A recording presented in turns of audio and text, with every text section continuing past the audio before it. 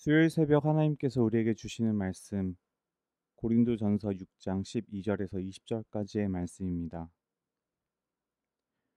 모든 것이 내게 가하나 다 유익한 것이 아니요 모든 것이 내게 가하나 내가 무엇에든지 얽매이지 아니하리라. 음식은 배를 위하여 있고 배는 음식을 위하여 있으나 하나님은 이것저것을 다 패하시리라. 몸은 음란을 위하여 있지 않고 오직 주를 위하여 있으며 주는 몸을 위하여 계시느니라. 하나님이 주를 다시 살리셨고 또한 그의 권능으로 우리를 다시 살리시리라. 너희 몸이 그리스도의 지체인 줄을 알지 못하느냐? 내가 그리스도의 지체를 가지고 창녀의 지체를 만들겠느냐? 결코 그럴 수 없느니라. 창녀와 합하는 자는 그와 한 몸인 줄을 알지 못하느냐? 일러스되 둘이 한 육체가 된다 하셨나니 주와 합하는 자는 한 영이니라. 음행을 피하라. 사람이 범하는 죄마다 몸 밖에 있거니와 음행하는 자는 자기 몸에 죄를 범하니라. 너희 몸은 너희가 하나님께로 받은 바 너희 가운데 계신 성령의 전인 줄을 알지 못하느냐. 너희는 너희 자신의 것이 아니라 값으로 산 것이 되었으니 그런즉 너희 몸으로 하나님께 영광을 돌리라. 아멘. 나는 얼마인가라는 제목의 말씀을 전하려고 합니다. 우리가 구원에 관해서 하나님은 오직 믿음으로만 우리가 구원을 얻을 수 있다고 하셨습니다. 이 땅 가운데 살아가는 모든 인류를 위해서 십자가에 못 박혀 인류의 죄값을 치르기 위해 오셨으며 부활하사 다시 오실 예수님을 믿는 그 믿음 안에서 우리는 구원을 선물로 받았습니다. 이 복음의 내용을 믿게 하시는 이도 성령님이시요 택하사 구원의 길로 가도록 해주셨습니다. 그런데 이렇게 믿게 해주시고 선택해 주신 신앙의 길을 걸어가는 우리에게 있어서 세상 가운데 접하는 육체의 정욕과 세상의 가치들은 그리스도인이 그리스도인으로 구별되어야 하는 모습을 상실케 만듭니다.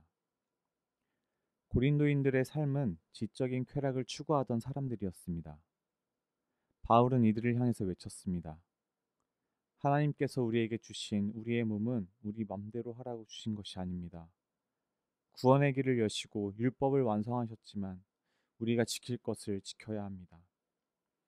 이 말씀이 바로 12절부터 13절에 속담을 가지고 풀어준 말씀입니다. 하나님은 당신의 자녀들이 이 땅 가운데 살아가면서 무엇을 지키며 살아가야 할지 십계명을 주신 것이고 우리가 그리스도의 백성으로서 당신의 자녀로서 어떻게 살아야 할지를 성경을 통해서 말씀하십니다. 몸은 오직 주를 위하여 있으며 주님은 우리 몸을 위해 계십니다. 왜냐? 우리를 그리스도의 지체라 하십니다. 주님과 합하는 자는 한 영이라 하셨습니다. 우리가 하나님의 형상을 닮게 지어졌으며 성령님이 우리와 함께 살아가는 자라는 것을 기억하셨으면 합니다. 바울은 또 말합니다. 나의 몸이 하나님께 받았고 예수님이 승천하시며 우리에게 보내신 성령께서 우리 가운데 거하시는 성령의 전임을 기억하라 합니다. 세상에 살아가는 모든 사람들이 아닌 예수님이 그리스도라는 사실을 믿게 하신 성령님, 그분이 거하시는 곳이 바로 나의 육체라는 사실을 감사하고 기억하셨으면 합니다. 여러분이 가지고 있는 그 신앙의 뿌리는 내 안에 거하시는 성령님을 통해 믿음을 가지도록 하시는 것입니다. 그리스도는 머리요, 우리는 그 몸의 지체로서 주님과 한 인격체입니다. 오늘날 참 많은 사람들이 자신의 몸값을 높이기 위해 노력합니다. 잠을 줄여가며 음식을 굶어가며 당장 눈앞에 보이지 않는 건강을 담보로 자격증을 따고 일을 하며 더욱더 많은 돈을 벌기 위한 성공을 위한 노력을 합니다. 그리고 그렇게 쌓인 스트레스를 푼다는 명목으로 잠시의 쾌락을 위해서 우리의 몸을 오늘만 쓰다 버릴 일회용품과 같이 해로운 것들에 또 사용합니다. 결국 이로 인해 미래에 얻게 될 아픔과 질병을 고치기 위해서 더 많은 자원과 에너지를 소비하지만 이미 돌이킬 수 없는 상황이 됩니다. 우리의 몸은 값싼 싸구려가 아닙니다. 하나님이 창조하신 목적대로 사용되어야 합니다. 여러분의 몸이 얼마나 값진 것인지 아십니까? 하나님이 흘리신 피값이 도축장에서 죽어가는 가축들과 같은 값은 아닙니다. 하나님의 값어치가 그 정도뿐이 아닙니다. 하나님은 당신의 자녀로 삼으신 우리를 위해서 고난을 당하시고 십자가를 지셨습니다. 당신의 그 피값으로 우리를 사셨습니다. 지옥이라는 도축장에 끌려가던 우리를 하나님이 값을 치르고 구해주셨음에도 내 것처럼 여기며 마구 사용합니다. 우리에게 주어진 몸이라 하더라도 내 것이 아닙니다. 하나님의 것입니다. 복음을 결코 싸구려로 만들지 마시기 바랍니다. 우리가 나의 가치를 높이기 위해 노력하는 것, 물론 중요합니다.